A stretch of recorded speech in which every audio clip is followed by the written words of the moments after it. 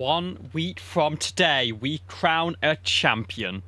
But on the way to Illinois, we make a quick stop over by Lake Erie for 100 laps of action at Michigan International Speedway. Welcome to the 988 Suicide Awareness 200, the penultimate round of the BSR AMSOIL Truck Series, live on JCTV.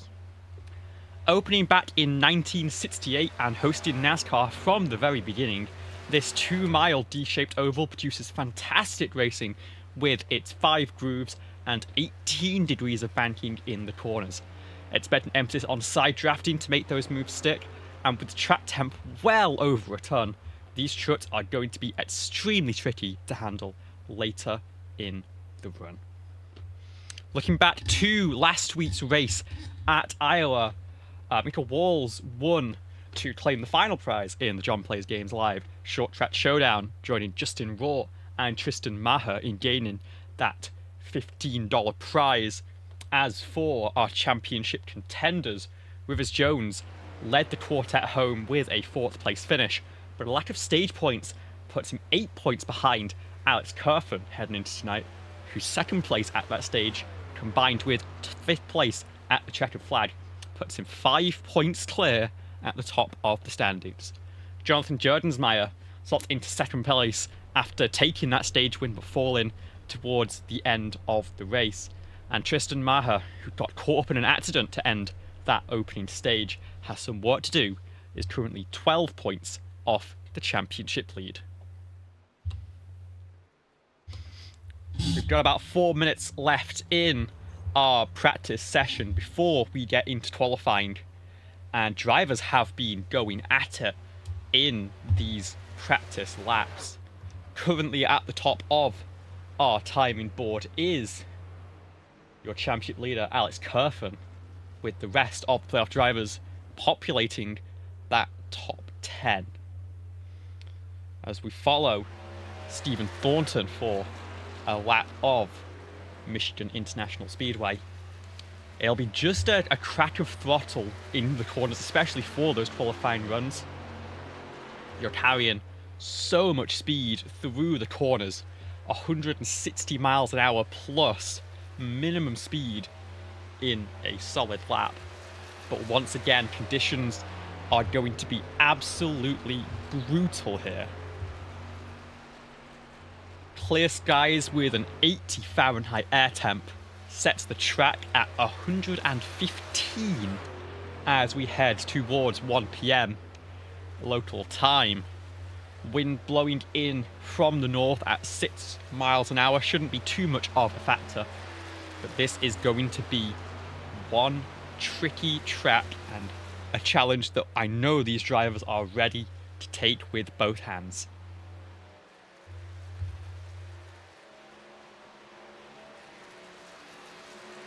You see, coming through the front stretch, still 12 degrees of banking through that D-shaped section, and that apron, very much a possibility to use if you need to get down there, a run to the line especially, as well as during qualifying, but it's quite the sharp transition with that banking change, and so you must be very careful if you want to get those moves done without causing the big one. And at a track like this, the big one is always going to be a concern. Just a couple of minutes left in our session. Looks like all of our playoff drivers taking a little bit of a breath before we get into our qualifying session. Remember, 2 laps available. I would imagine that first lap will be your best opportunity. Plenty of time to get up to speed before you hit that green flag at the start-finish stretch. And then it's what you do with your right foot and your hand in the next 40 seconds that will decide where you start in this one and whether you take home that crucial bonus point that could be a vital factor for any of these playoff drivers.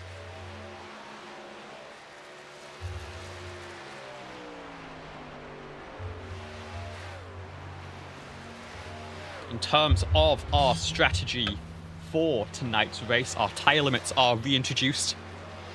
5 sets available for the entire duration of the run. We expect a caution for the opening stage at the end of lap 25, and then we run through to lap 100 with up to 3 green-white checkers available if necessary.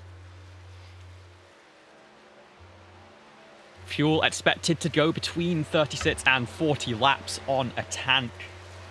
Probably take it a little bit further with some clutch coasting. Very easy to just roll speed through these wide corners if you are in a desperation spot. But much further than that, and especially with the tyre advantage you can get from a pit stop here, you might end up on the wrong side of that.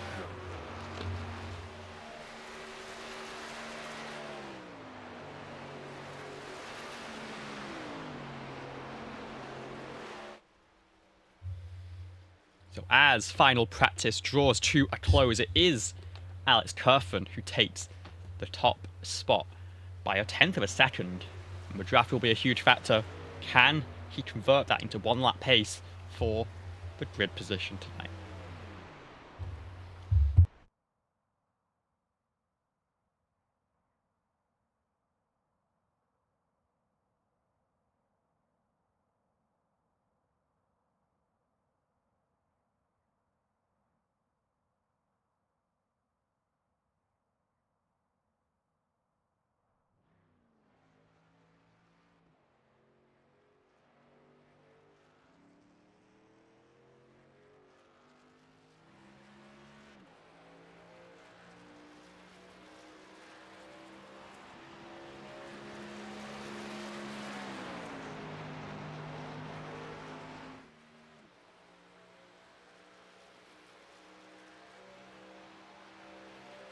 And it looks like all of our championship contenders are rolling off pit lane nice and early. Maybe a little bit of worry that the track temperature will skyrocket as we get through the day.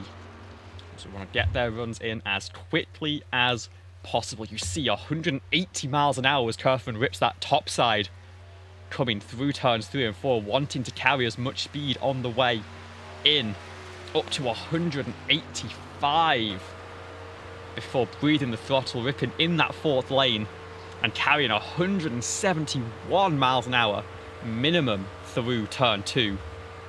Really using the momentum on that high side to try and set that pole position lap. Once again up to 185 into the corner, 7,000 RPM in these engines.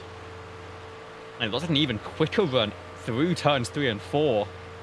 And then down to the apron, taking the shortest possible path to finish out the lap. Jordensmeyer sets a 40.0. Jones with a 39.8, and that will actually be good in this one. Kerfen 0.4 of a second away.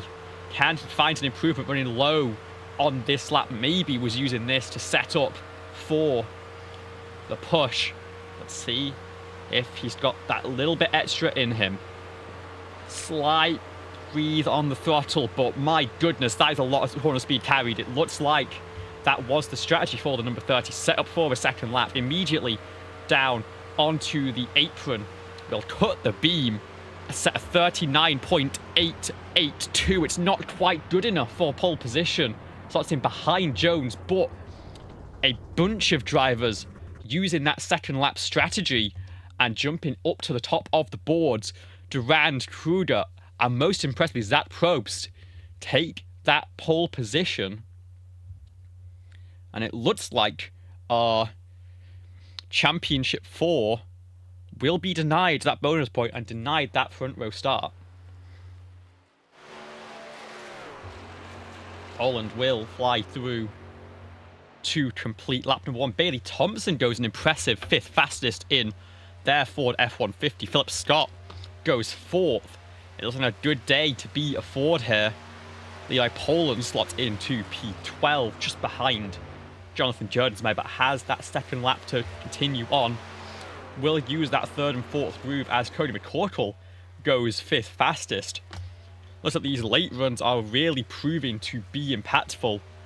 Then Probst with a 39.7 as the highest Championship 4 driver currently lines up 6th on the grid for tonight's race.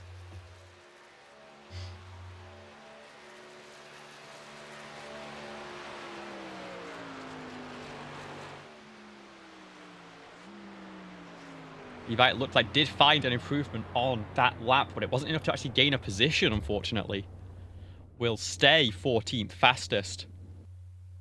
What does Fidel Fabian have in store as he rounds turn number 2? 1 minute left in our qualifying session. Fabian currently just 16th fastest with a 40.2. Looking to find an improvement on the way into tonight's race.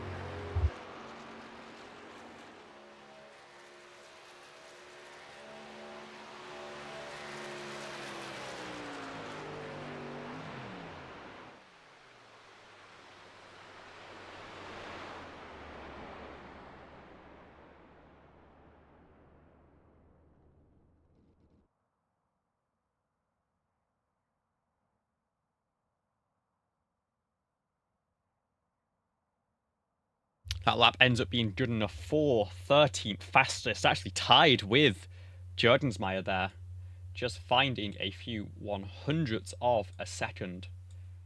As we finish out our qualified session, it is the number 62 taking the pole position.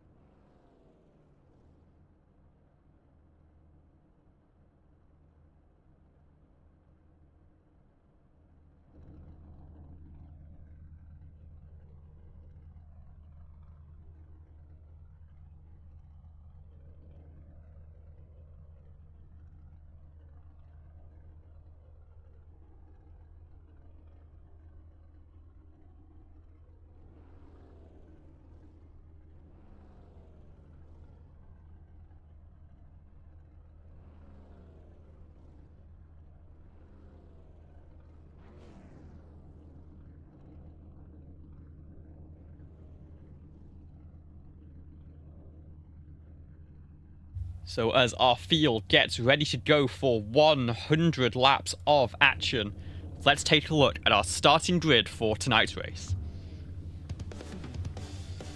It is Zach Probst with that pole position, a Chicano Motorsports 1-2 on the front row, with Michael Truder starting alongside. Justin Durand will line up in 3rd place, with Philip Scott continuing to impress. He will start from the 4th position. Cody McCorkle will start in 5th place, with Rivers Jones, your lead championship contender, lining up on the outside of row number 3.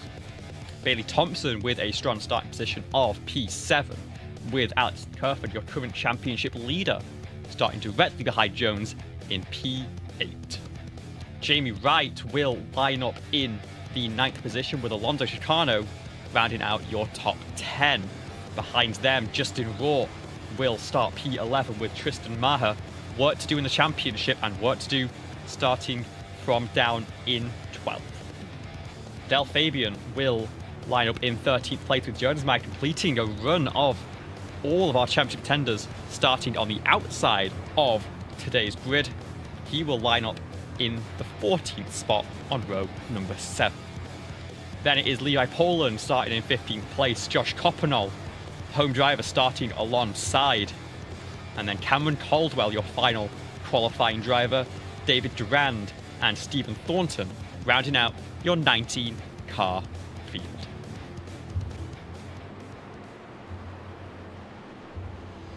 And as the pace truck pulls in towards turn number 3, we are set for 100 laps of action.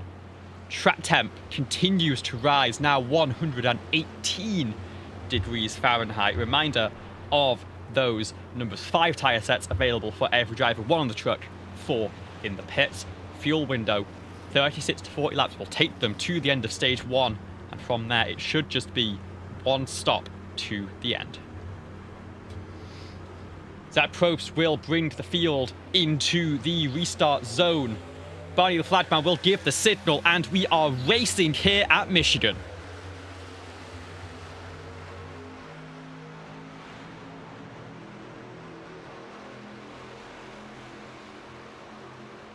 Line astern into turn number 1. Zach Probst finally gets some gain on that shorter line and moves up to cover Michael Kruger out of turn number 2. It looks like there's going to be a little bit of support from the teammate to try and get them both a little bit clear of your field.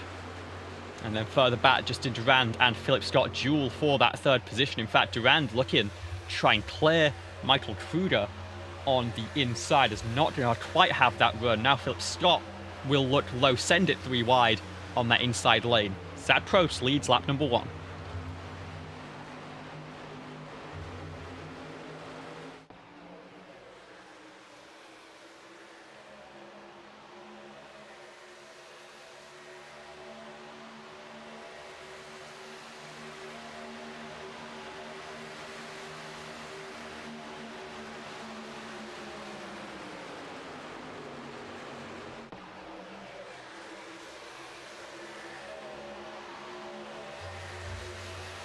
Rivers Jones keeping it fairly patient, has only gained 1 spot from the start, so he's made that 2 as that high side starts to work their magic. Alex Kerfen trying to follow through directly behind the number 18. Justin Marr, Jonathan Jerdensmeyer yet to make any significant progress in this one. Maybe saving their tyres for later in this stage. It's going to be quite a significant factor for these drivers.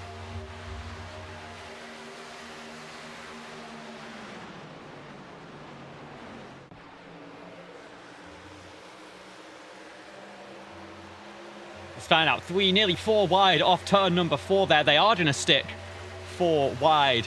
It is going to be Wright, Kerfen, McCorkle and Scott as we enter turn number 1. This is the racing we were hoping for at Michigan. They're still 3 wide as Jamie Wright backs out of things just a little bit and out of turn number 2. There's a little bit of contact there.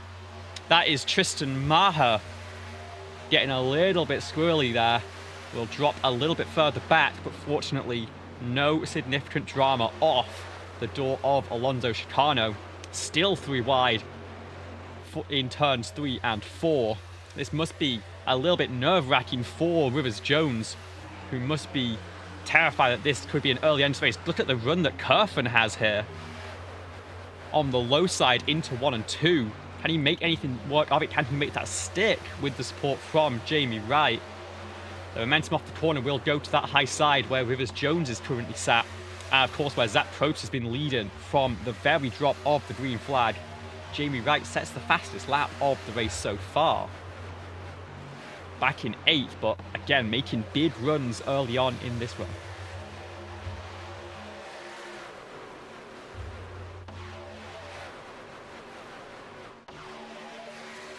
Justin Durand now moves to the inside, is going to try and clear Zach Probst. Kruger got shuffled back in this one, he's now down to 6th place. And it looks like Durand is going to have enough of a run here through 1 and 2 to clear, slide up the racetrack. But now Kerfen is going to try and challenge. Kerfen up to 2nd place, Rivers Jones up to 4th. Moves to the low side.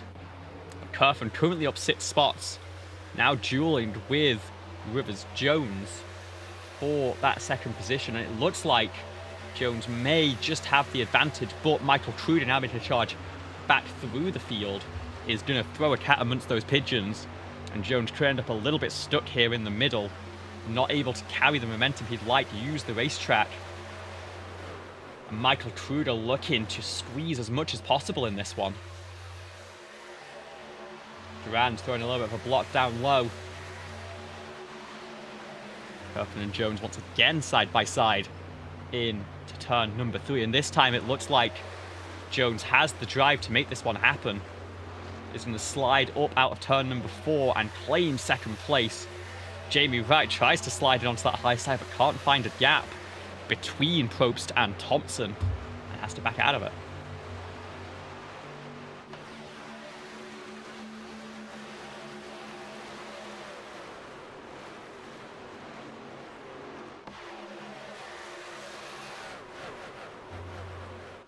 Oh, and there's an instant further behind. It is Bailey Thompson involved. Sliding to the inside of the apron. Tagging, I think, with Fidel Fabian, potentially. And the caution is out on the racetrack for the first time tonight. Let's have a look at exactly what happened there off turn number 2.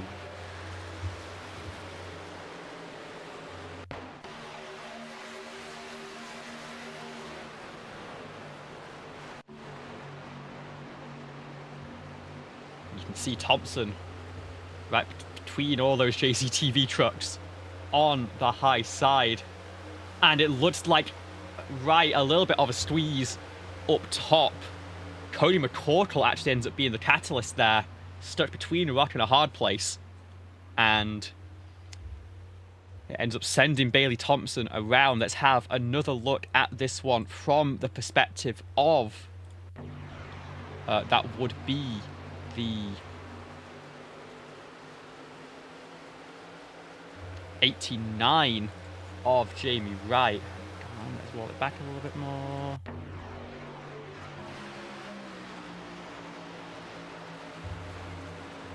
Yes. And let's see, did Wright move a little bit too high up, or did Thompson get a little bit scared of the wall? Thompson, I think, maybe came down a little bit off the wall, was hoping for a little bit more room to be given, and unfortunately McCorkle and Wright were not giving anything. In the end, it is the 27 who comes worst off. No damage, but a set of tyres that are not going to be feeling particularly friendly.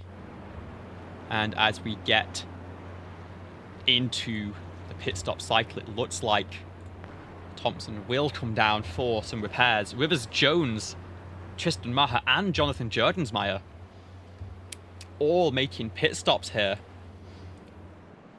And it looks like all of those drivers taking 4 tyres. Tristan Maher actually, I think, takes 2. Very aggressive call this early in the race. These drivers know how critical stage points are in the BSR AMSOIL Truck Series. It's the reason Kerfen leads the championship despite Jones out-dueling to the checker last week. There's an awful lot of track position available for Alex Kerfen. And as a reminder, that is going to be 1 set of tyres, or at least 4, just in half a set, that they no longer have access to.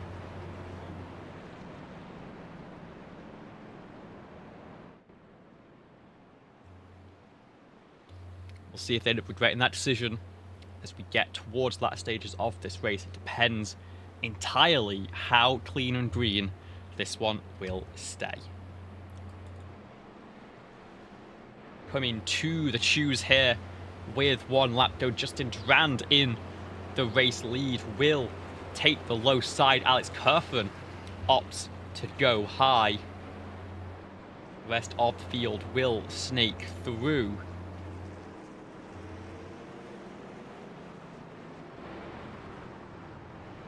They get lined up 1 lap to green. Jamie Wright has taken some repairs, it looks like, down on pit lane, and will rejoin the pack at the tail end. All 19 drivers still on the lead lap after that small incident to bring out our first caution of the day.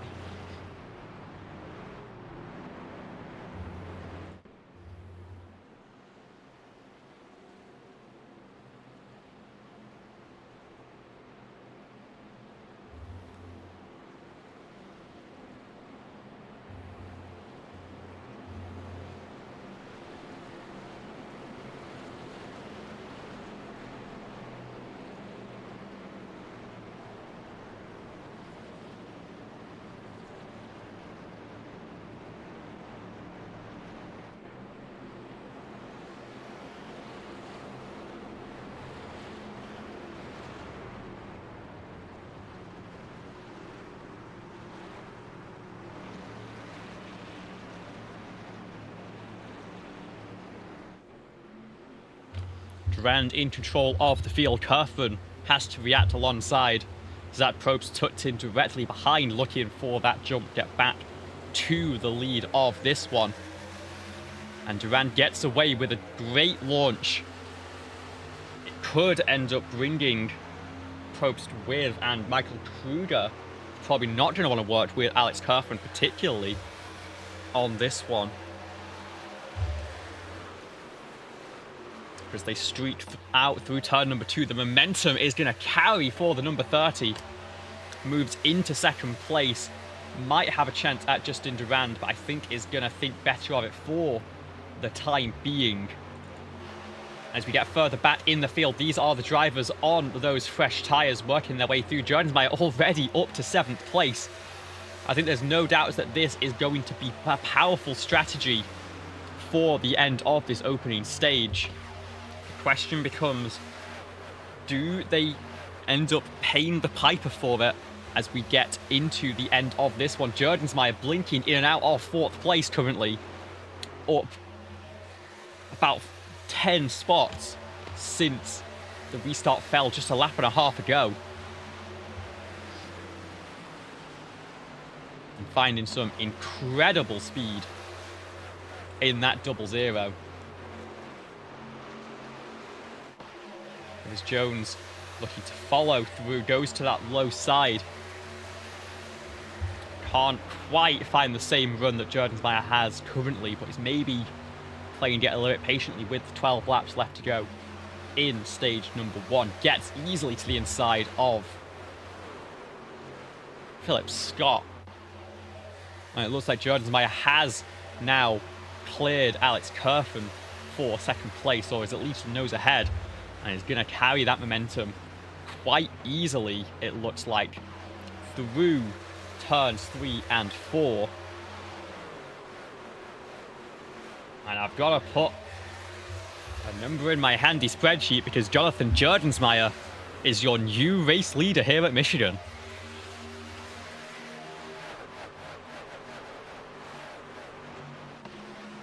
Closes that championship gap to 4 points just off the back of that.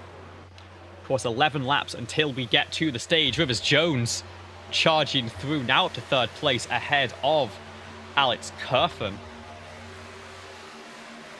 4/10 behind Jordensmeyer on the equal strategy. Tristan Maher up to 8th on what we think is a 2-tyre call for the number 17. And sure enough, Jones now up into 2nd and looking to chase down the 0-0.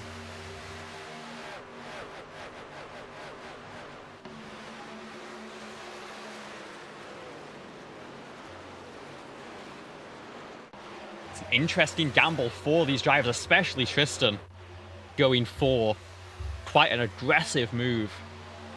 But when everything is on the line, especially for the number 17, who is 12 points adrift,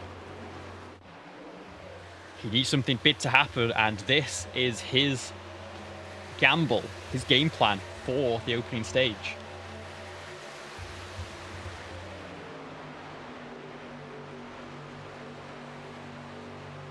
Has managed to move up higher than he has been all race long. Prudent and a little bit checked up there. There's a side-by-side battle between him and Probst. And Tristan doesn't quite judge it correctly behind those teammates and is going to have to throw it down to the inside in turn 3. And is going to throw it to the inside of at least Michael Kruger, but can't quite get the run off the corner. Tristan's charge will have to wait a little bit longer. One driver who won't have to wait very long is Rivers Jones, who sits in 2nd place, has caught up to the back of Judd with a 10.5 gained last lap, and is looking very eager to get this one done, potentially into turn number 3.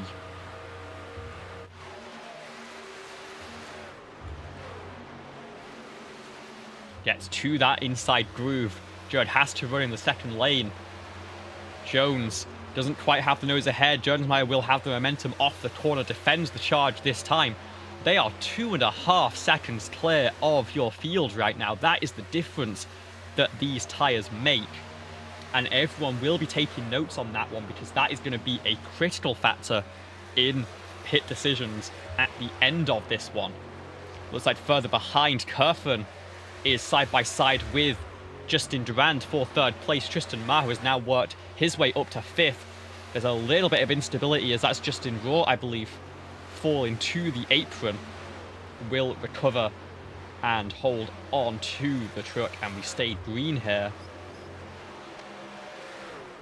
Tristan Maher is going to get past Alex Kurfan here, in fact, on that low side, and Justin Durand surely going to be the next one up at the front of the field.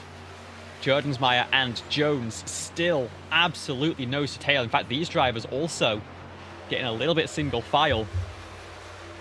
Remember, Tristan only took 2 tyres at the last stop, and so is not going to have quite the same performance as the truck burns off compared to those 2 who are streaking away at the front of this field. Has enough performance here, though. He's going to clear Kurfan. Is he going to clear Justin Durand? Yes, he is. Can slide up the racetrack. Kurfan giving a little bit of a nudge to Justin Durand to try and get that move done for 4th position, but Tristan Maher moves up into 3rd and should have those crucial stage points clinched. And again, needs to gain on Alex Kurfan, so he's now hoping that Durand fends him off and that Kruger and Probst can put that pressure on. Jordensmeyer has started to weather the storm a little bit from Rivers Jones, has now pulled out to a 3/10 of a second lead at the front of the field. Meanwhile, Kurfan still fighting for that 4th position with Justin Durand. Kruger and Probst waiting in the wings as they street off turn number 4. Is Kruger going to send it 3 wide here on the front stretch? Might not quite have the momentum. Instead, he's going to give a little bit of help to Alex Kurfan and push the number 30 through. And with that, he should be able to slide up the racetrack, clear Justin Durand. But now, does Kruger try and follow in that gap and try and get after Kurfan for 4th instead? Momentum just not quite working out. Durand is going to send it to the inside, trying to get that move back. But now Kurfan has the high ground, is going to be able to carry the speed off the corner. It is nearly a second up the road to Tristan Maher now. And they can see side by side out of 4, but it just doesn't quite work out in the long game. 3 laps to go in the stage. Your championship 4 running 1, 2, 3, 4 in this one. And it's Jordensmeyer and Jones on the freshest tyres in the field in a duel for this stage win.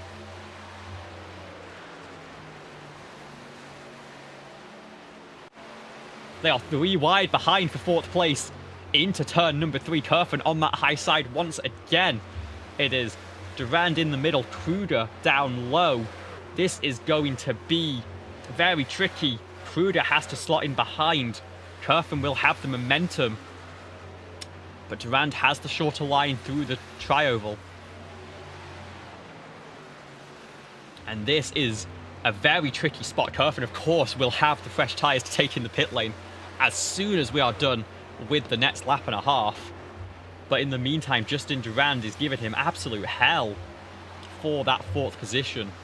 And Kurfan knows every point matters, but equally so knows that an incident here can rob you of all of your stage points, as we saw last week at Iowa. White flag flies in the stage. Jordensmeyer leads by half a second. He should be able to take a 2nd consecutive stage win in the championship rounds.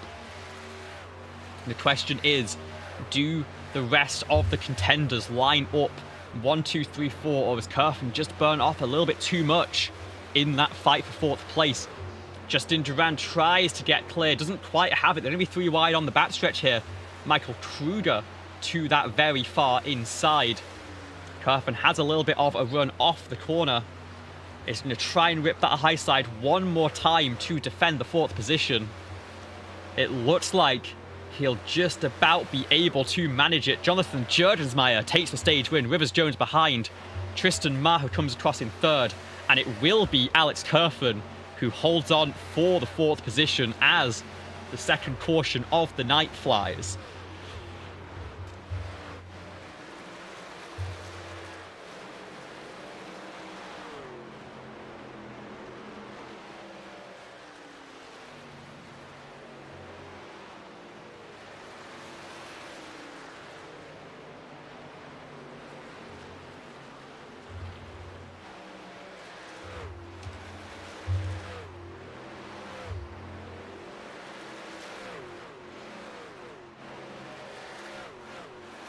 And if you were wondering how important stage points are in this championship fight, combined with the laps led that Jordans picked up at the end of this one, the gap from himself to Kerfen now sits at a single point. Your top 10, your stage points winners at Michigan. Jordans takes the stage win for the 2nd week in a row ahead of Rivers Jones, Tristan Maho, and Alex Kerfen, all taking home those spots. Durand finishes 5th ahead of Zach Probst, Michael Kruger, Fidel Fabian, Bailey Thompson, and Cameron Caldwell, your top 10. And I would have to imagine now we are going to see a very, very busy pit road, as all of these drivers know how burnt off these tyres are going to be. Let's have a look. Neither of these cameras worked the way I was hoping they would.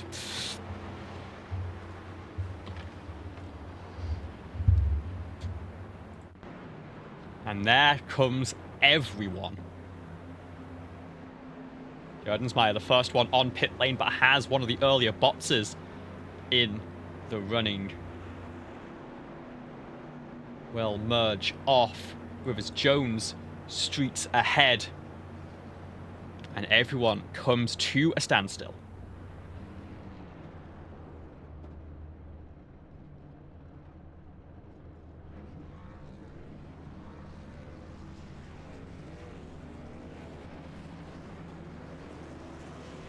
And it looks like Rivers Jones is going to win the race off pit lane just by a nose over Jonathan Jordans. Tristan Maher will come off in 3rd place. Everyone there taking those 4 tyres, but it is going to be the number 18 with a crucial pit stop. 6/10 of a second faster on the lane. Jordans just a little bit, maybe slow, rolling through or rolling into the box. Stationary times both 14.3, a 38.5 lane time versus 39.1 for Jonathan Jordans. And that will move Rivers Jones to the lead of the race for the restart. The 18 now just 5 points off your championship lead.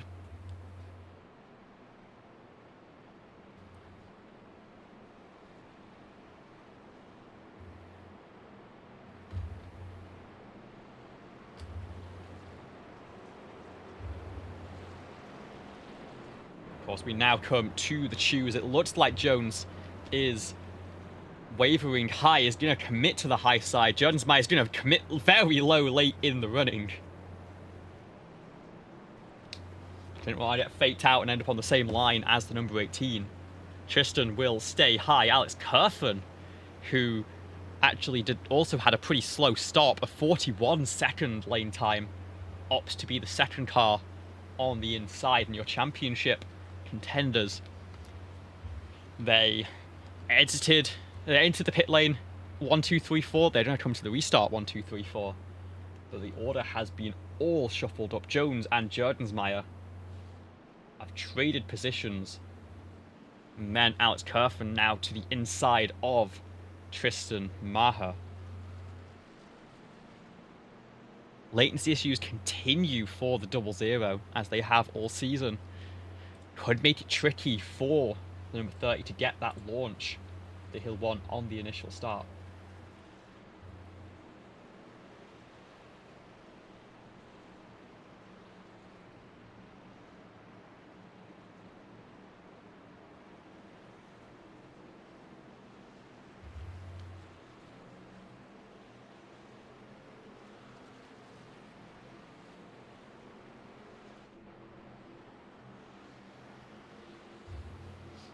And as the pace truck will pull off for the third time today, Rivers Jones in control of the field. We enter the restart zone once again, and it will be Jones bringing the field back to green, and it's a great launch for the number 18, the number 17 behind, also running well. Justin Durand looking to try and cut his way back through immediately, and with 3 wide for second place here. Kerfen gets to the very inside line, Jordensmeyer in the middle, and Tristan gets shuffled out on that top side. Kerfen going to get a little bit of help from Justin Durand here to the inside of Tristan, and we are going to be potentially 3 wide once again off turn 4. Rivers Jones trying to play as many lanes as possible to cover this one. Jordensmeyer now tucked in behind, and Jones will take another lap led. For how much longer can he fend off this 3-pronged attack from behind? Jordensmeyer running the high side, building the momentum. Tristan cutting low, looking for a gap to open.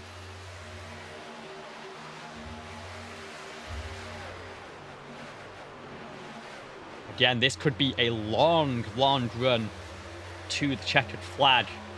Would be 2 full fuel stints for these drivers, which means they've got to look after them as much as they can on the tyres. Jones and Jordensmeyer picking up where they left off in the last stage, albeit now on equal tyres. Rivers Jones takes the fastest lap for the time being. And as a reminder, it is 35 points for second place in the final race results. First place awards 40. So just in that gap, 4 points currently, before we take the final result into account, separates the top 3 drivers. A win for any of them would catapult them into the championship lead, regardless of what happens behind.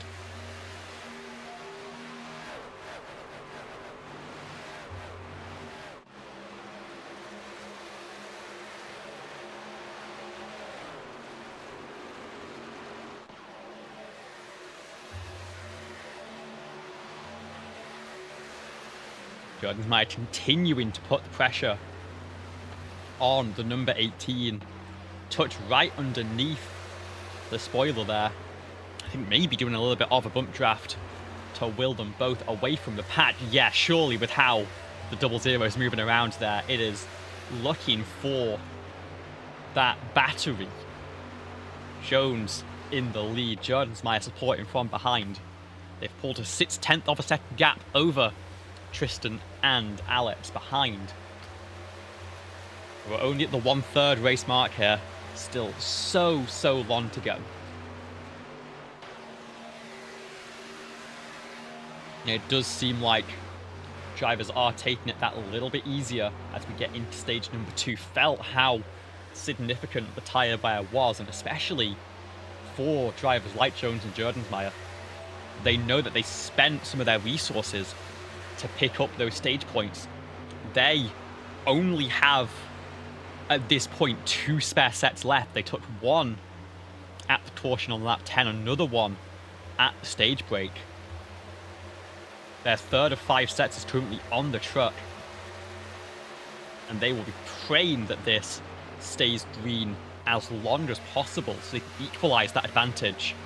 And Kerfen especially, who has 3 full sets left in the pit lane, cannot make a late charge through the field under a late caution.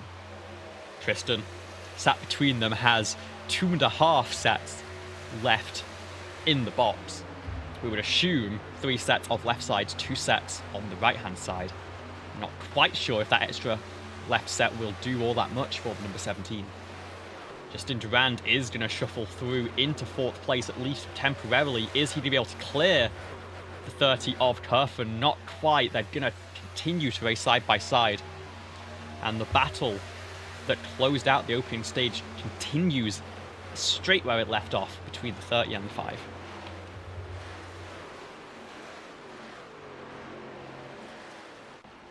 Oh, Trude gets into the wall slightly. I think a little bit shuffled up into that safer barrier by Justin Durand. Should have gotten away with it without too much trouble, but he's killed the momentum slightly on Michael Trude. And now Cameron Caldwell started down in 17th place, up 10 positions, looking to try and make it 11, but Cody McCorkle and David Durand really putting a stop to that, putting so much pressure on the shoulders of Cameron. I'm not sure it's going to end up happening.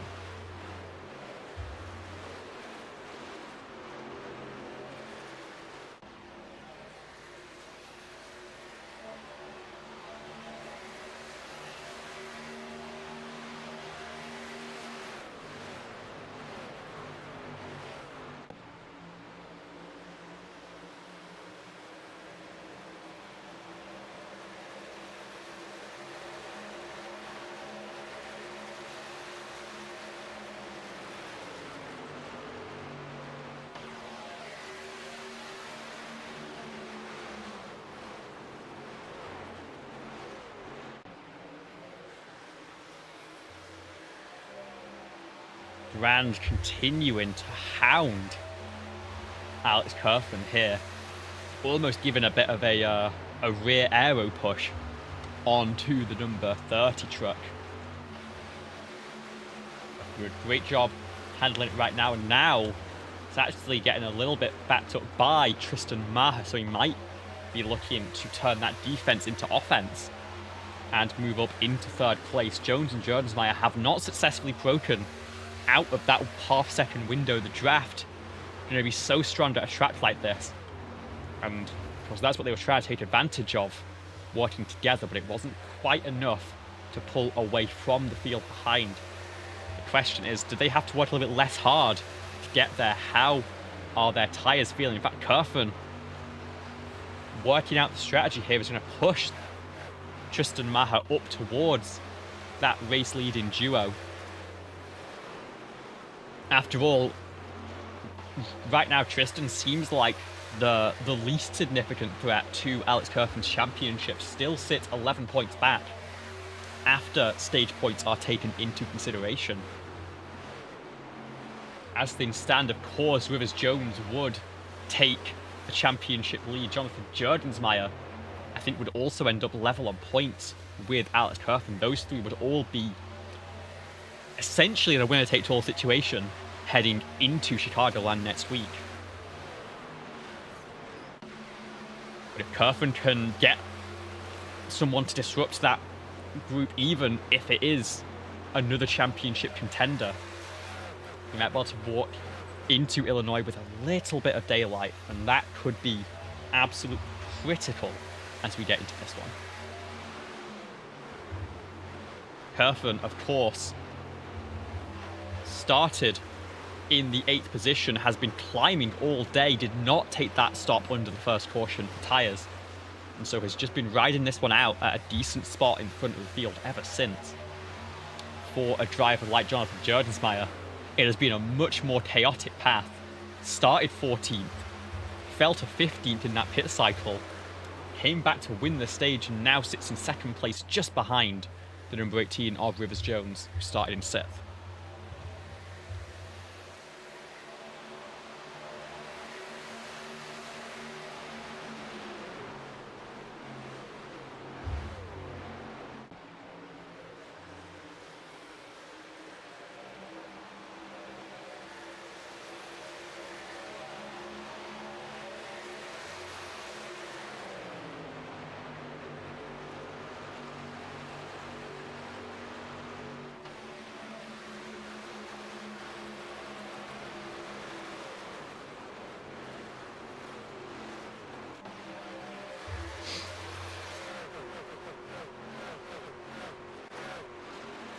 Been a little bit of separation in the pack further behind. Fidel Fabian and Zach Probst struggling to keep up with your race leader, Zach Probst, finding some trouble, maybe with some damage after what was a pretty strong start to this weekend.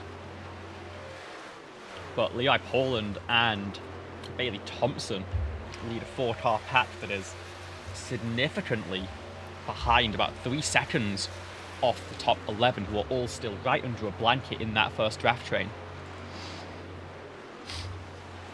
Maher and Kerfen have well and truly caught up to Jonathan Jerdensmeyer now. Less than half a second separates your top 4 on lap 44 of 100. And the question now becomes, does this deadlock break? Does Tristan find a way around Jerd, or do one of these other duos start to fight between themselves?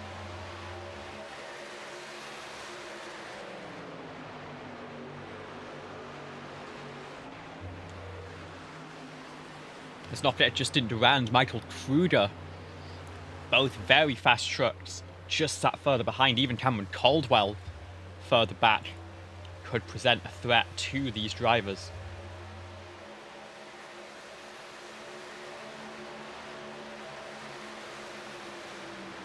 It looks like 17 is going to look to the inside of turn number 3. Isn't going to be able to get any significant overlap. Jerdensmeyer will continue off the corner.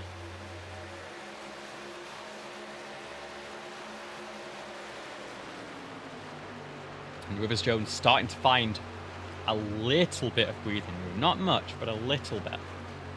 As further back, Michael Kruger looks low to find some clean air against Justin Durand. As you can see, Kerfen through on the exit of turn number 2, getting a little bit of slip handle in there. About 20 laps of green flag running on this set of tyres. We're about halfway through what they are expected to go. And the track temp up now at 122 degrees Fahrenheit, 50 Celsius. It sounds impressive even in those numbers. And as we move just past 2 p.m. local time, we are at the absolute peak of pain for these Goodyears.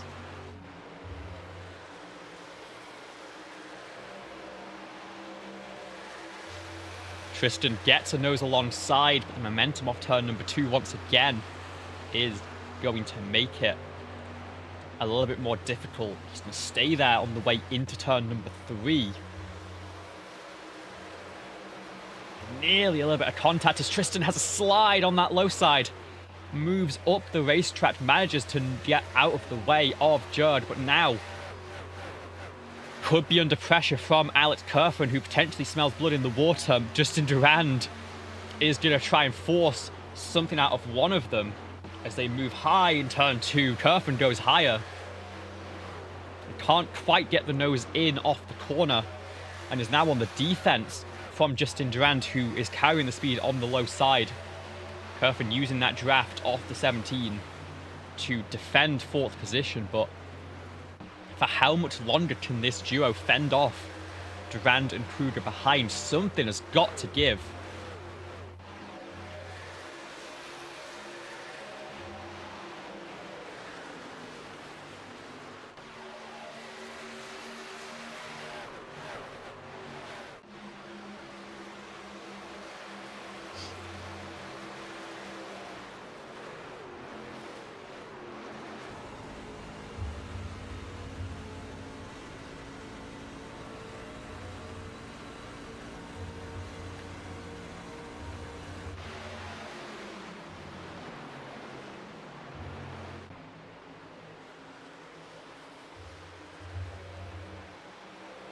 Justin Durand making another attempt.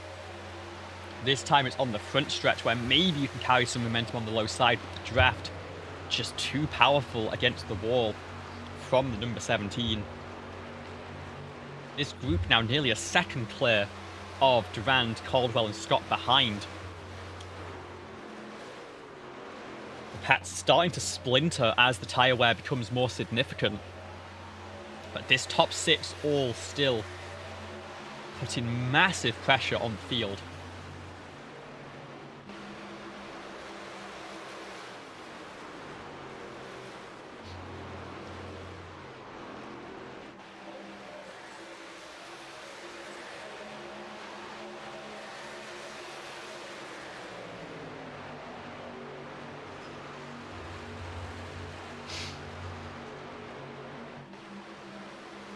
Remember, Jones took the lead of this race on pit road following the end of stage number 1.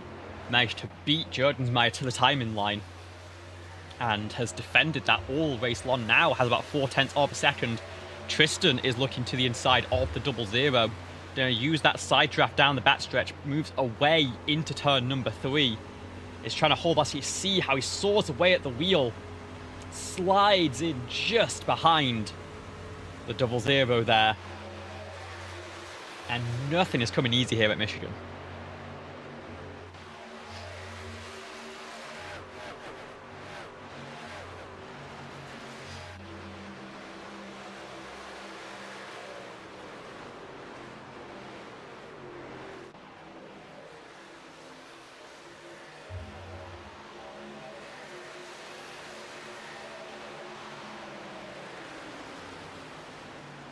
Drivers looking, I expect, for another 12 laps after this before they can look towards pit road for a fresh set of Goodyear tyres. Michael Truder looking for the move off turn 4, gets alongside. But once again, that slipstream playing its part to bring the number 30 back around.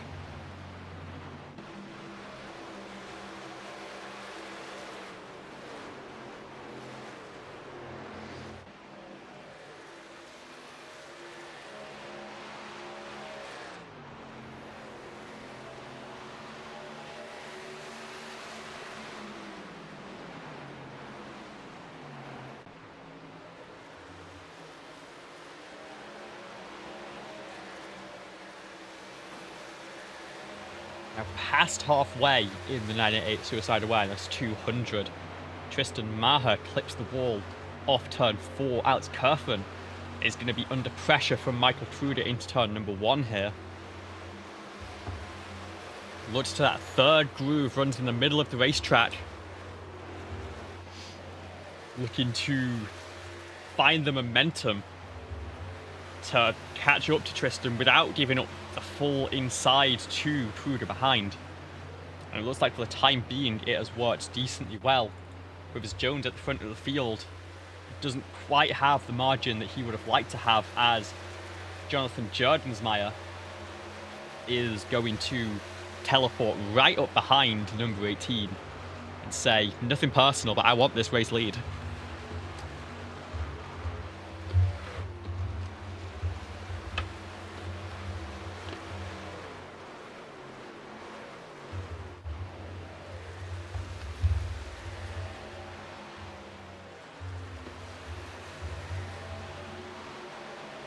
Again, as a reminder of how things have gone so far this season, at the end of the regular season, Rivers Jones led by 21 points over the nearest competition. At the end of the round of 10, had a 3-point lead to advance to the round of 4. And now with a race win, could look to take the supremacy once more as we head into the final round of the season. Lap number 56 on the docket right now. It is still 1, 2, 3, 4 for your championship contenders. As things stand, it would be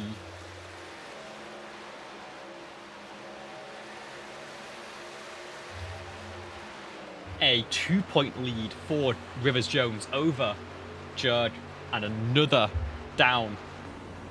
2 points, I think, down to Alex Kerfen. We'd expect Jones to have the clean bonus and Jerd to have the hard charger down from 14th on the grid. But we still have a pit cycle and 44 more laps of action left to decide this one.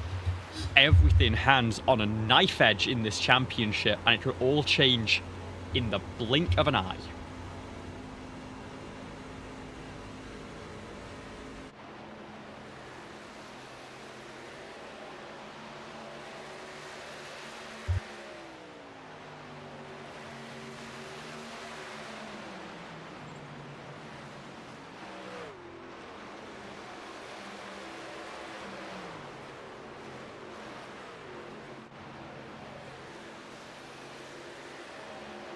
30 laps now since these drivers left pit lane. We're talking more like 28 since we've gone green on this set of Goodyears. Michael Kruger decides now's the time to make a lunge for 4th position. Is he going to be able to clear off turn number 4? Yes, he is.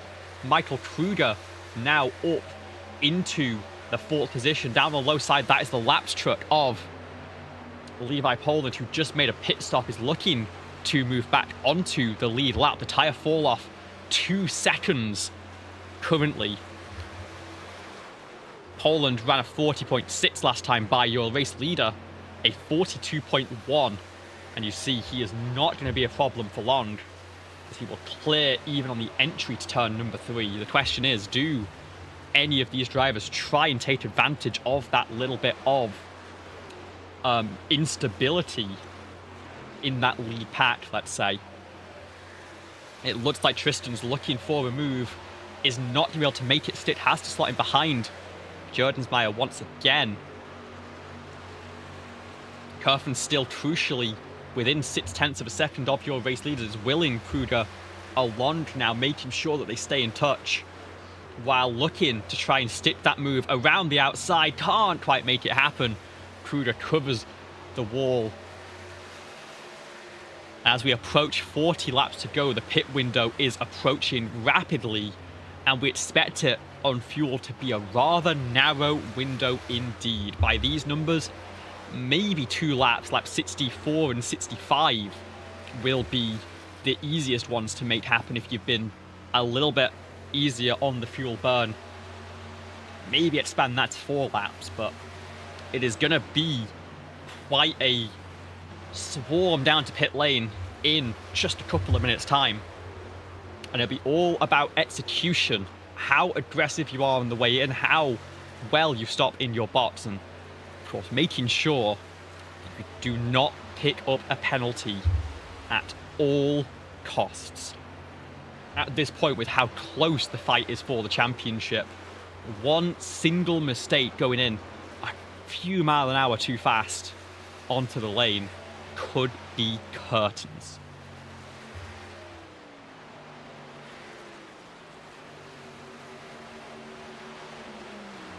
The top 3 under a blanket here. And this, I think this shows that they know the pit stop cycle is coming. They're on the final few laps of fuel. This is where they're pushing the hardest to try and get that track position, to make sure they've got daylight to shoot for on the way in. But of course, they're pushing the hardest they've been all stint long on the worst tyres they've had all stint long, on a setup that is usually it's intended to have a full tank of fuel, not running on fumes. The weight distribution does change more than you would expect as those gallons of fuel burn off. As we hit lap 63, are we going to see any takers at the front of the field here?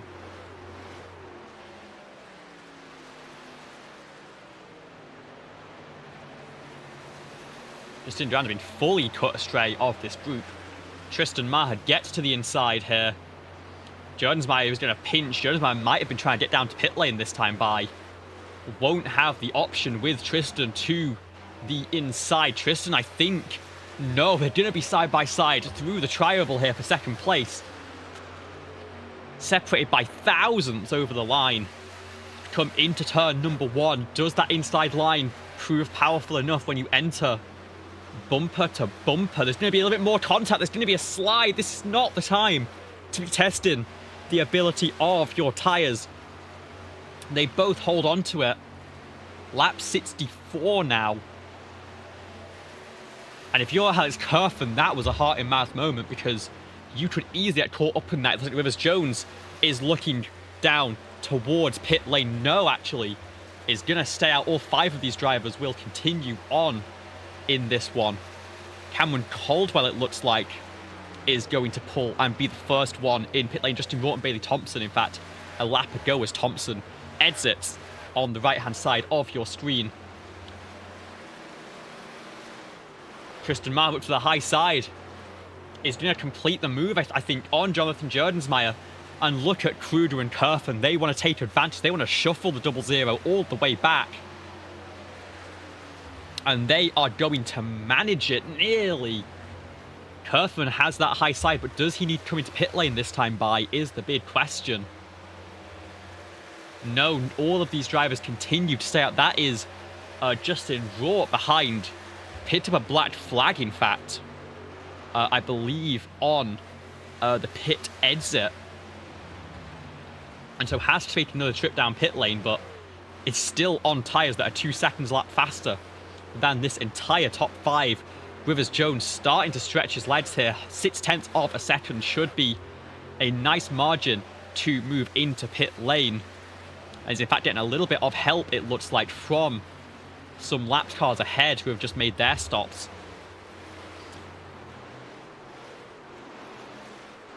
And there it goes. Kurfan and Judd and Rivers Jones all down on pit lane. Get maybe a little bit held up by Fidel Fabian on the way in. All 3 drivers.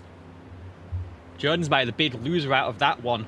They're all in a streak through. Tristan Maher inherits the race lead. Takes a bonus point for that. Let's not forget that could be oh so important. All 3 drivers made it in without a penalty.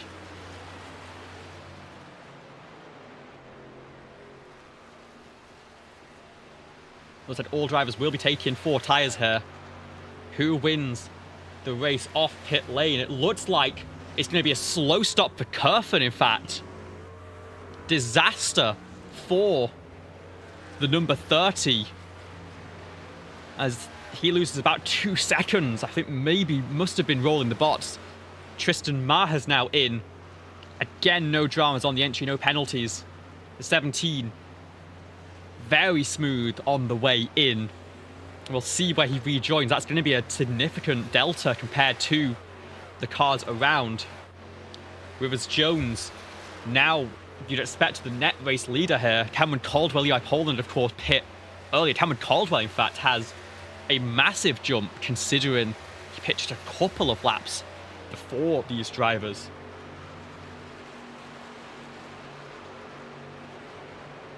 And it looks like Tristan is going to be on the access road, coming off turn 2.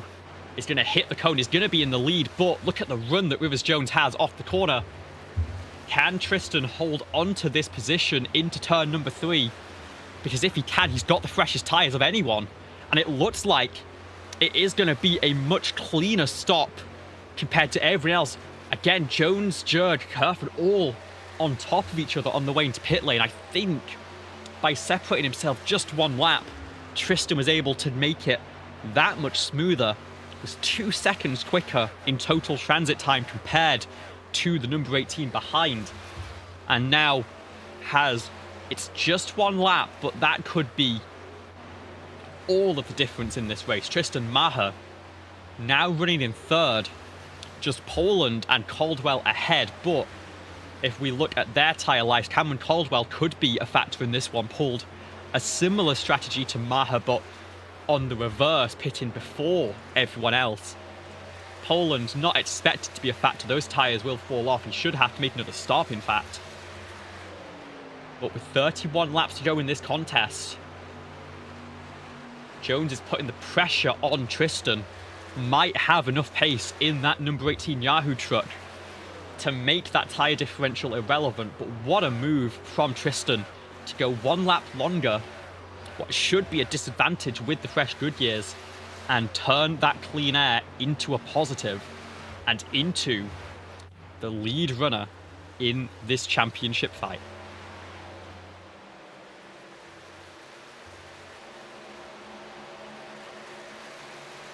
Of course, Levi Poland did inherit the race lead with that move. Cameron Caldwell sat just behind. Is going to move to the low side. You see that tyre delta, about 1.5 seconds difference in pace with the age of Levi's tyres. Cameron Caldwell is your new race leader with 29 laps to go in this race as we get back to the start-finish line. And then right behind, it is 17, 18, 00, 31, 30. All under a blanket. I mean, Kruger's got teammates to support, but everyone else has the entire state of the championship at stake.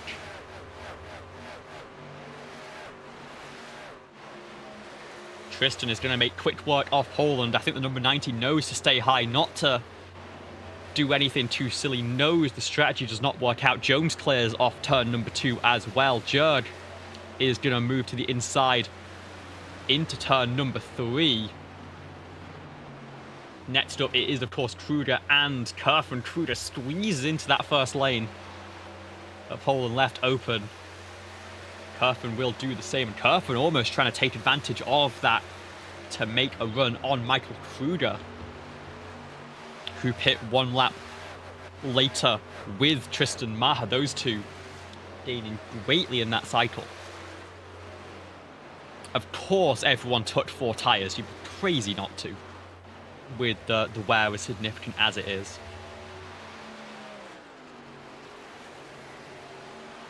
I wonder, in fact, if I'm able to do some spying to work out how significant that wear has been.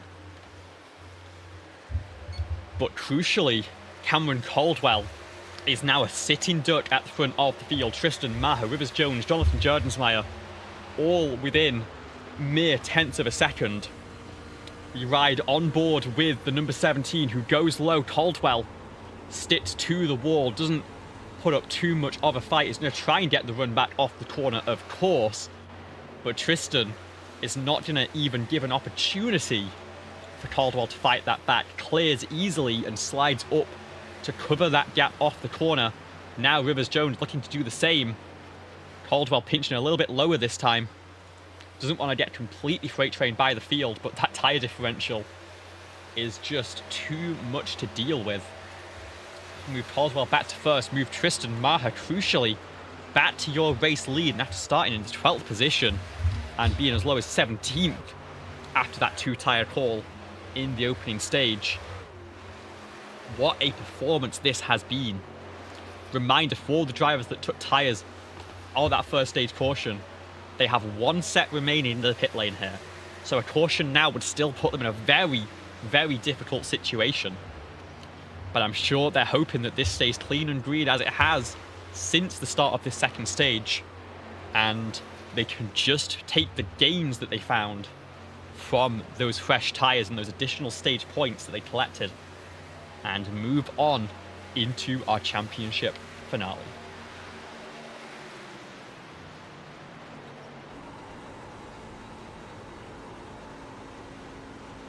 You can hear the tyres, they're not feeling particularly comfortable underneath that Chevrolet Silverado.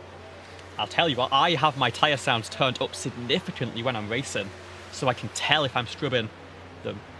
I've turned them back down when I broadcast. That is as balanced to the rest of the engine, to the rest of the audio around the racetrack. And it is still a significant panic that you hear from those Goodyear tyres on board the number 17 as he continues to lead this race with just 24 laps to go. Top 4 under a blanket within half a second. Caldwell and Kerfen stuck in a little bit of a stalemate here. Kerfen going all the way down to the apron, must have gotten a little bit loose off the corner, you'd imagine.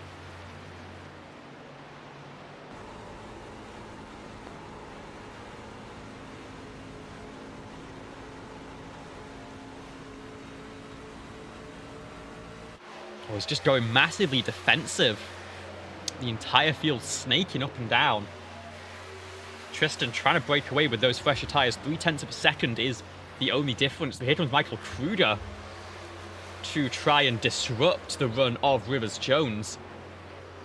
Catches the apron a little bit off turn 2. Doesn't get the run that he'd want. And in fact, this could open the door to Jerdensmeyer, who stays high as Kruger chases the slipstream of Maher and Jones down low. That opens the door for the 00. They're going to be side by side, nearly contact. I think a little bit of air push between the two of them. Kruger gets the slipstream once again. Again, this snaking from this lead duo makes that outside line a little bit less potent, but the run through the corners is still as powerful as it's ever been. They're side by side once again. Jordensmeyer trying to fight this one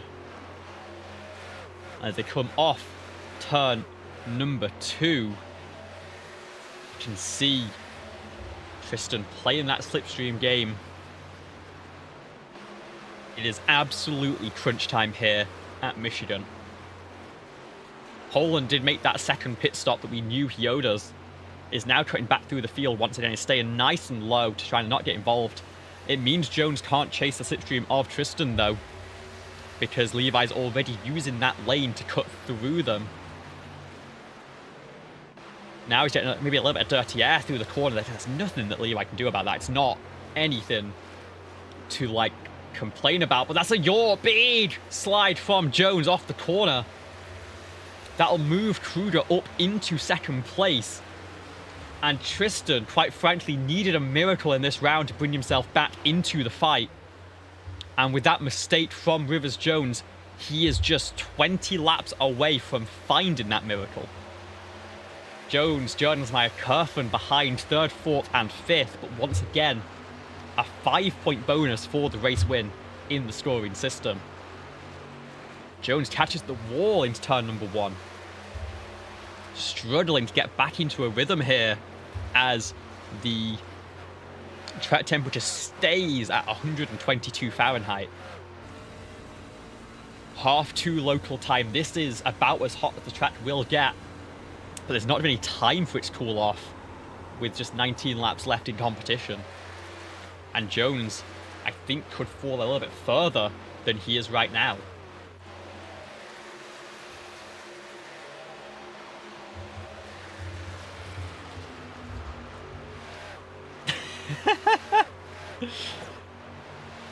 Oh my goodness.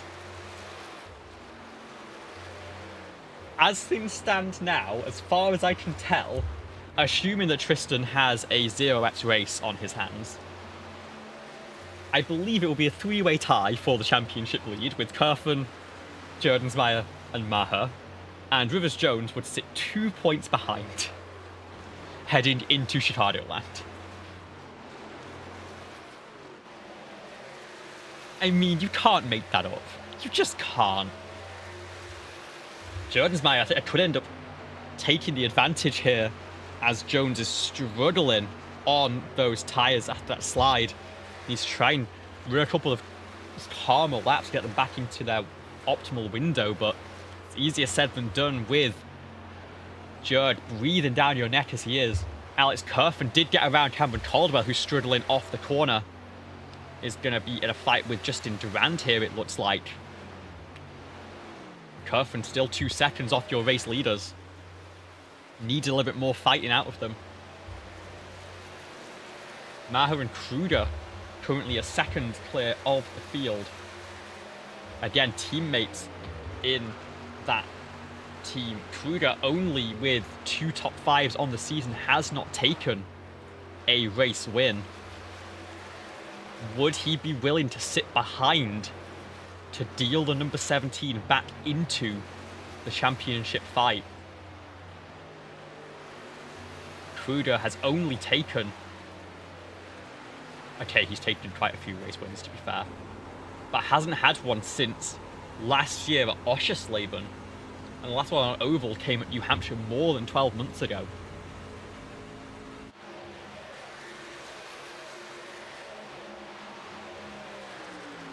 Wondering who is in the same voice call. Tristan Maher is in there. Michael Kruger is in there. Alex Kerfen is in there. As well as a scattering of other drivers.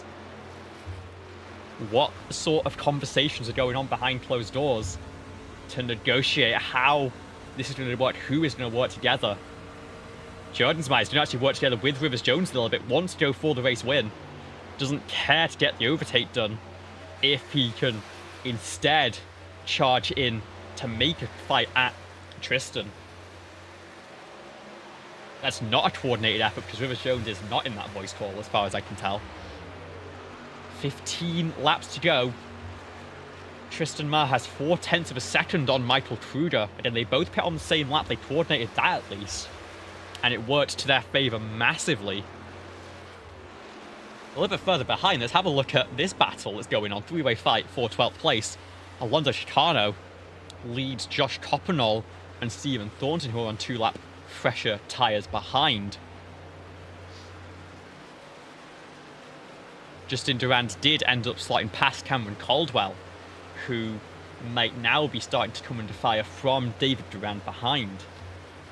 And I'd imagine those two would want to work together to try and clear the number 12 out of sight. Yeah, 3 guesses as to exactly why the 5 and the 24 would have a strong working relationship.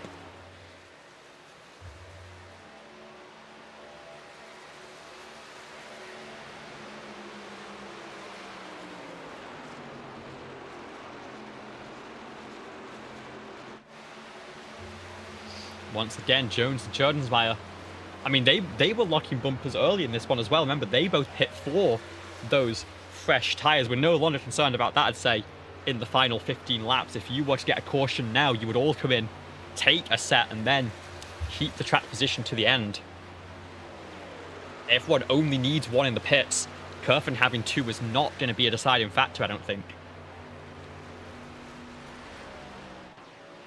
But Jones and Jordensmeyer worked together back then. They worked together at the start of this second stage. And now, one more time, they're looking to try and move their way forwards to put that pressure on the number 17. I'm not quite sure who has the most laps led in this one. We'll only be able to verify that after the checkered flag, which would reshuffle the points once more. Reminder, coming into today, Kerfen, Jordensmeyer and Jones each had 2 wins on the season. Tristan has 1. This second win would put the entire championship on a knife edge. And they would all come into the final round with barely 2 points in it between them all. Looks like Kerfen is fading slightly. Your championship leader coming into this round has not quite been able to continue that momentum and put a real stranglehold on this one. He's going to come home with a very solid top 5. He's still very much in the fight. But it looks like Jones and Jordensmeyer, their brave call, you've got to say, in the stage, is going to work out for them.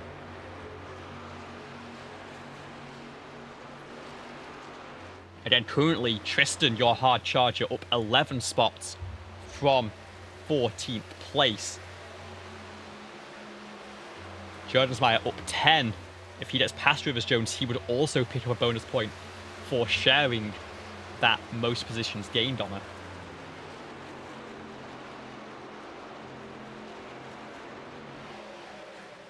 Jones and Kerfen both up 3. They don't really have the room to work with to pick up those extra points. 10 laps to go here at Michigan. Tristan Marr has a 7/10 of a second lead. He has 1 lap fresher tyres than Jones, Jordensmeyer and Kerfen behind. The top 5 have completely checked out from the rest of the field. That being said, there is a 4-way fight now that these drivers are only a few seconds behind. This is the battle for 12th place. Poland, Chicano, Coppenall and Thornton. Remember, Levi Poland ran a 2-stop in this final stage, and so is cutting his way through quite effectively indeed. Is struggling to get the move completed on Alonso Chicano.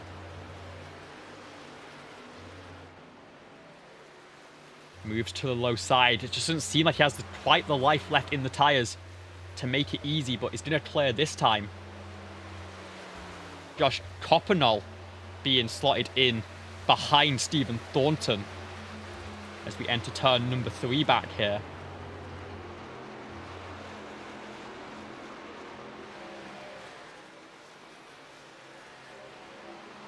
I'm sure those leads, especially Tristan, who can see this battle out of the windscreen, can see this on the relative, a little bit nervous about that one. But as the drivers get back into more of a single file pattern, so we have 8 laps to go, the chances of that group bringing out a late dramatic caution are still not 0, but they do reduce.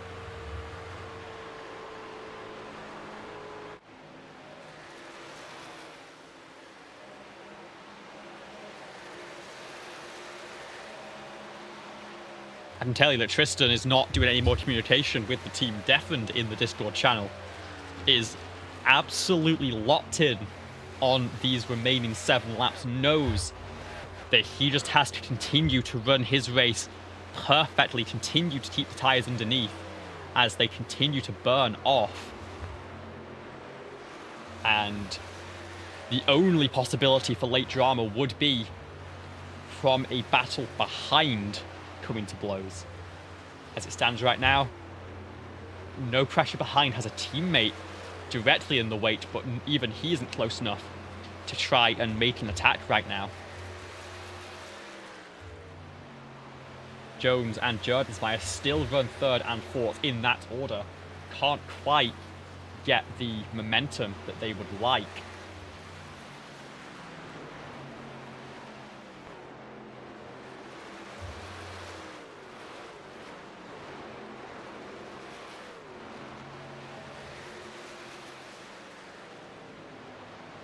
And Kerfen is starting to fade here, losing about 1/10 of a second per lap. Doesn't have much of a chance to contend. Cameron Caldwell, in fact, has moved up into 6th place, ahead of Justin and David Durand.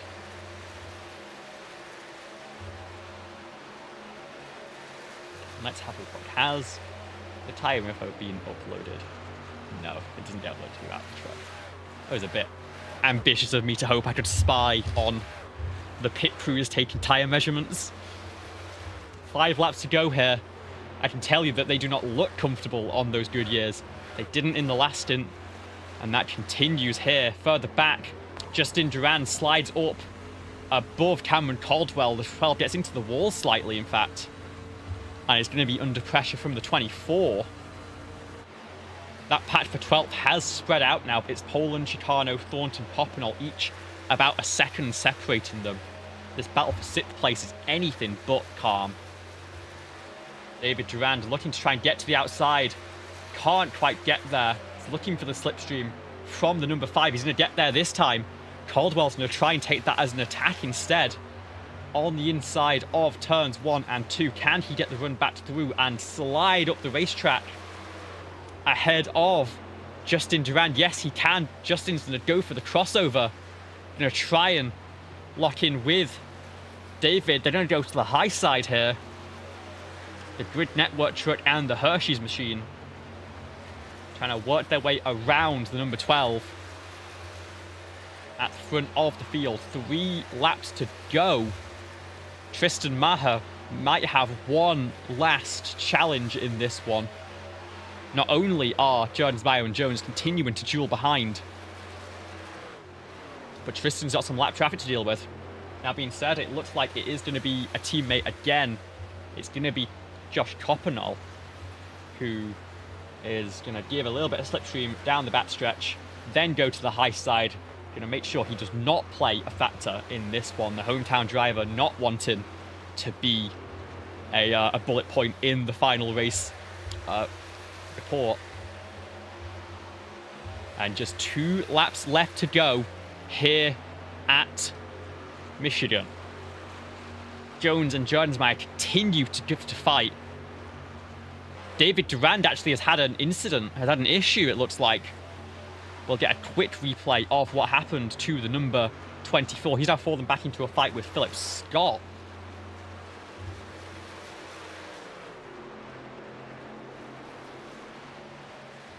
Oh, and just misjudges it as Justin checks up on the backstretch, slides down onto the apron, does not bring out a caution, crucially, for these drivers. And now it does not matter. White flag in the air as Tristan Maher takes the start-finish line for the 99th time.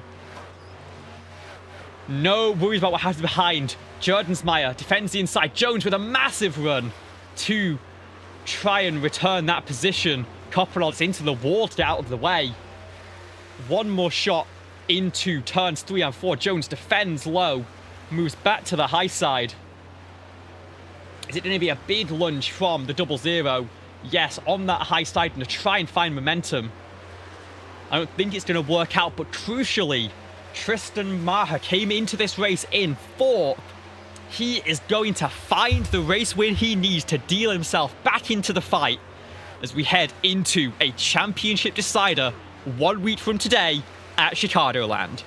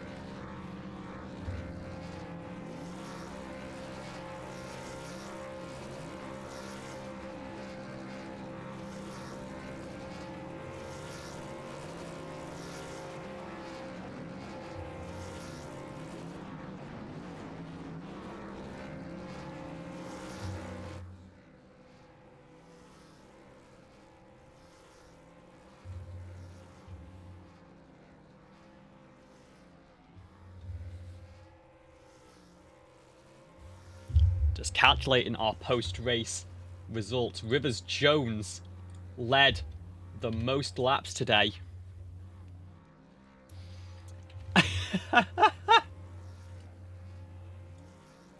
You are not going to believe this. The celebrations continue. Tristan Maher confirmed right back in the championship fight.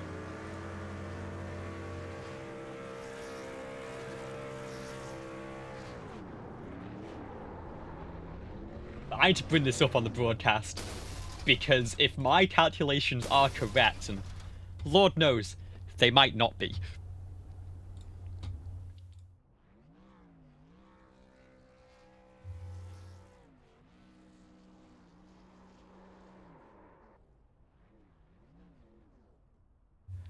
but if I hit this button right here, by my count, Alex Kerfen sits on 3,083 points. Jonathan Jerdensmeyer sits on 3,083 points. Rivers Jones sits on 3,082 points. And Tristan Maher sits on 3,082 points. There is 1 point, if my calculation is correct, there is a single point separating all 4 drivers as we head into the championship finale. My goodness. You really cannot make that up.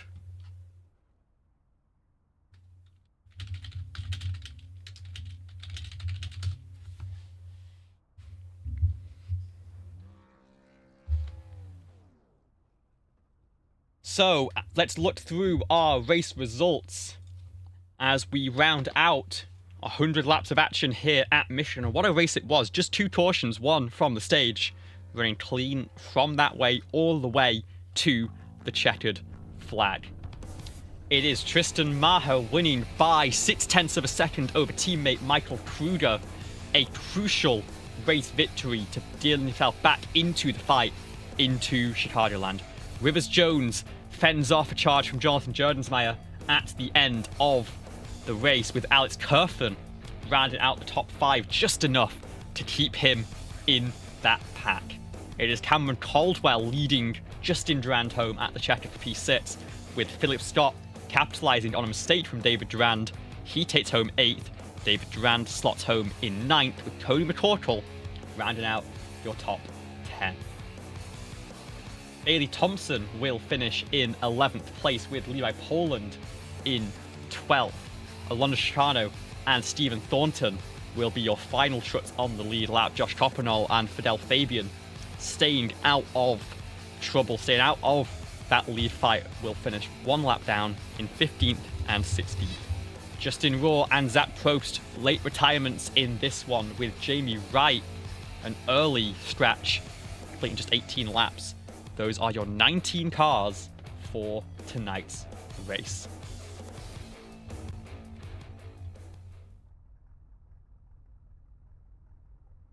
And it looks like we will work backwards from 3rd place in this one. In fact, no, we won't, because just hopping in to the booth right now, your race winner, and what a win it was. Tristan, congratulations on your 2nd race win of the season. What does this one mean to you? It means a lot. This is home track, so I'm super excited that I got a win here. I've never felt particularly strong here, so it feels good for sure. And of course, as we've just seen in the Discord and now confirmed from Cameron Caldwell, from a 12-point deficit coming into tonight, that race win, along with your stage points and a hard charger bonus, puts you just 1 point behind Alex Kerfen and Jonathan Jerdensmeyer. It is all to play for next week over at Chicagoland. How confident are you feeling with that momentum carrying into the championship finale? I'm glad that I have some momentum. The points battle is actually crazy. I barely made it in the playoffs. I think I made it in by 1 point, and now I am just trailing by 1 point again. So I've been in this spot before. I just need to execute. Stage points are going to be that much more important. And yeah, go for the win. Drive for the win. We saw you pit 1 lap later than the rest of the pack you were fighting with your teammate Michael Kruger. Talk us through that pit entry, because despite the fact that you went a lap longer on all tyres, you seemed to gain so much time on pit road that you came back out in that net race lead. Talk us through how crucial it was to have that clean air in front of you on your way in. It's super important here. I'm glad that we kind of discussed amongst teammates to pit on separate laps, so it was easier. And it was. I'm super glad that I pitted a lap later. I think at this track specifically, it's a pretty long track, so 1 lap with tires matters. It's a longer track, and it's really, really fast. I mean, you're in the beginning of the run and draft, I hit 192 miles an hour. So, just 1 lap of 1 lap fresher tires makes a big difference. And I don't know how I got such a big lead in front of Rivers. I kind of expected to come out behind him, but I don't know if he was just conservative on the pit entry or what. But when I came out of the pits, I was just as surprised as probably you were that I was in front of Rivers. So, all worked out. I had a lap fresher tires, and the only person on equal tires as me was Mikey, and we talked about it, team orders, whatever. Like, there wasn't any. He was going to race me for the win, so I had to deafen myself in the Discord so I could focus and not listen to what anyone else was talking about and just keep going. It was just me and the track after that pit stop. Well, it was a fantastic run to the finish, your second win on the season, and what a time for it to come. If there's anyone you want to thank, give a shout out to, the floor is yours. Congratulations. Want to shout out you up in the booth. Can't wait to go back and watch the broadcast. Got to shout out the team for the practice. Justin and Alex, we practiced a little bit, the hour before the session opened, so that helped me a good bit. Alonzo too was there. Cam for putting up the session and setting it up, and who else? Got to thank Josh, team owner, CHM. We had a CHM 1-2, so that's really cool. Cool for CHM as a whole, me, Mikey, Cody, and Josh. I think that's all I got. Well, thank you so much for joining us for a chat. Good luck next week. We can't wait to see how it plays out. Thank you. It should be a great show.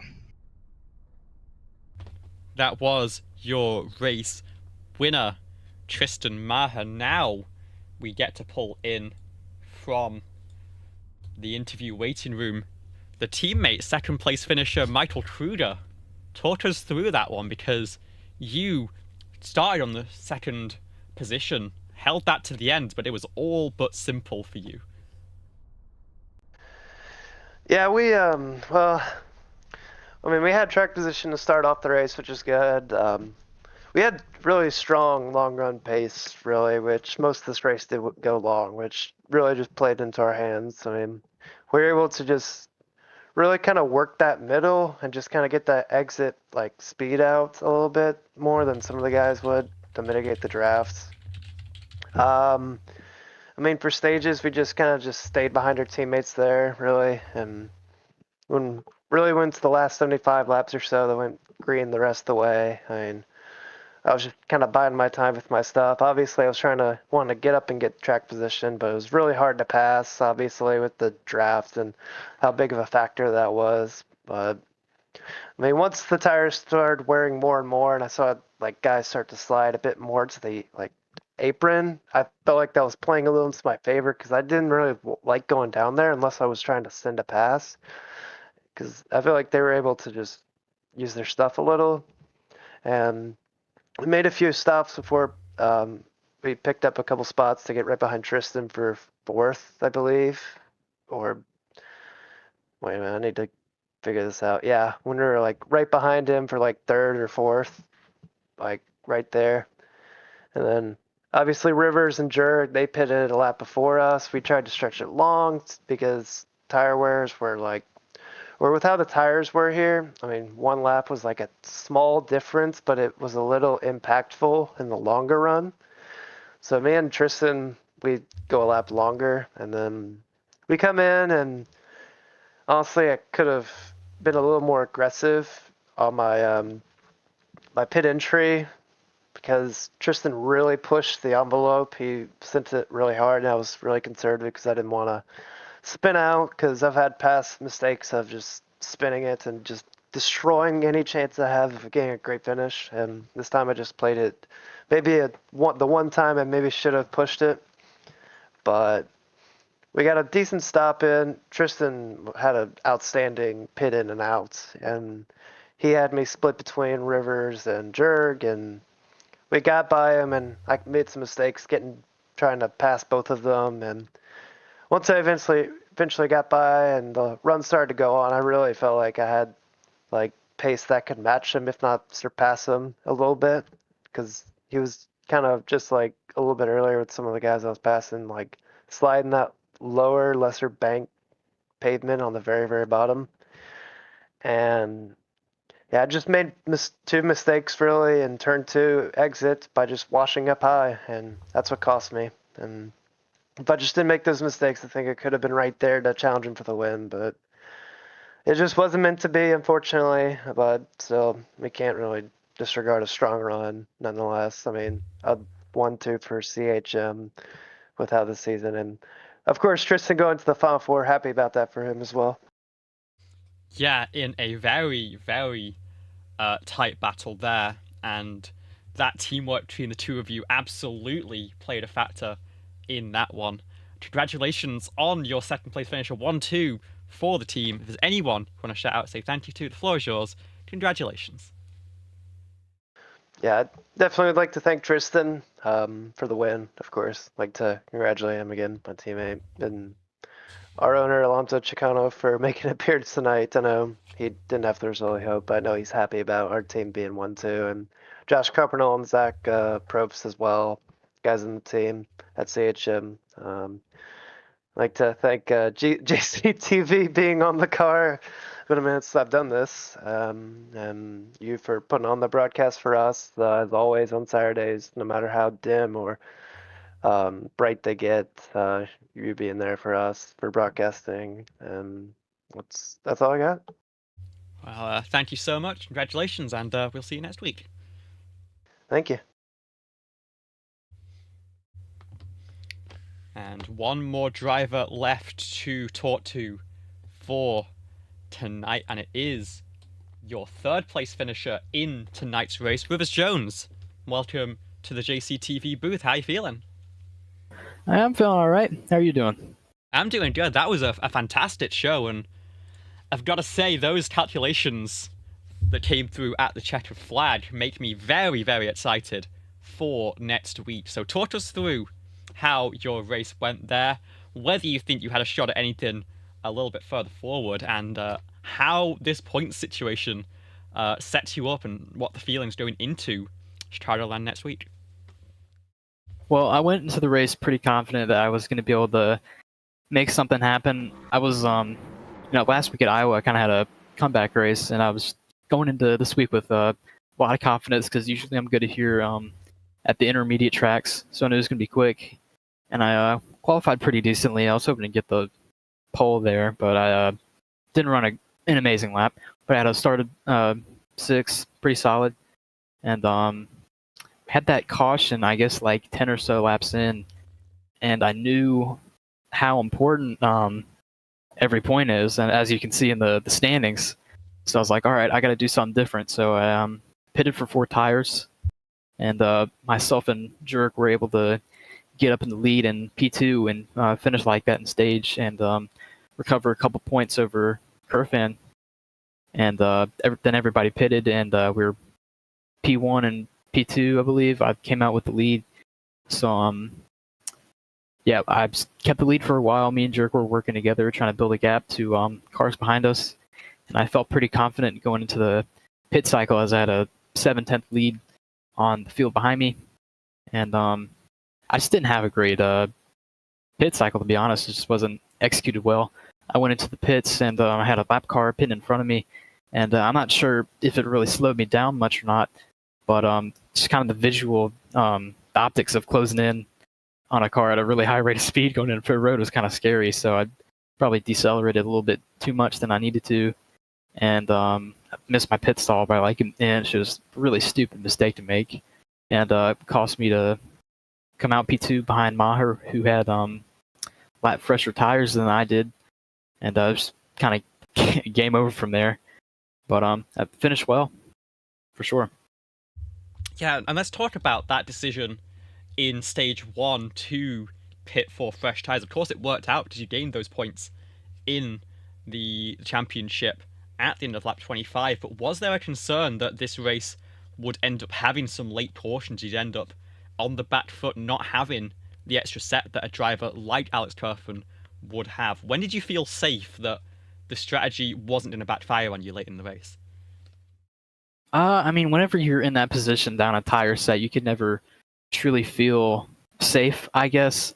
I just knew, okay, I really have to get some stage points right here because I don't know if I can pass Alex Kerfan and Tristan Maher just straight up. And I knew I need to get some sort of advantage over them. had to take that advantage, and I was willing to take that risk of having one last tire set than them. And last year, this race wasn't really a caution filled, I guess. We had a couple early cautions, but I believe it was in the first stage. So I mean, it was a gamble for sure, but it was a necessary gamble in my eyes. Yeah, of course, that proved to be true. Caution free from that stage break is what let everything play out the way it did. In the end, it is a third place finish. It is 1 point off the championship heading into Chicagoland. Is there anything else you want to say? Anything you want to say to the fans? Any shout outs? The floor is yours. Congratulations. Thank you. Shout out to my mom and dad. Love y'all so much. Yeah, championship race. It's going to be really interesting because it's essentially like like the first two races didn't happen. Because I mean, you know, a lot of leagues and IRL NASCAR, it's just all four drivers going into the last race equal on points. Excuse me. And I mean, it's basically like that here. I mean, you got Kerfan and Jerg, they're 30-83, and then myself and Maher 30-82. So I mean, every point is going to matter. So I wouldn't be surprised next week if you see like extremely hard racing for every lap, because each point is gonna really be important. Shout out to the GOAT guys as well. Well, thank you so much for joining us once again. The best of luck next week. We'll see how it goes. Yeah, thanks so much. Really appreciate it. Thank you for your time. And with that, another round of the BSR AMSOIL Truck Series comes to a close. And what a stage is set. This time next week, same time, same place, 8 PM Eastern on JCTV. The champion will be crowned over at Chicagoland.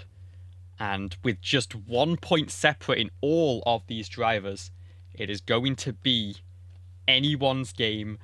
I don't know what to say about it. It's going to be incredible. I gotta thank everyone for putting on such a show today to set up what is going to be a fantastic finale. I want to thank everyone who has been watching, everyone at the lead.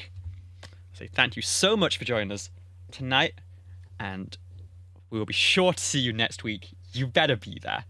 It's going to be fantastic. We'll see you next time.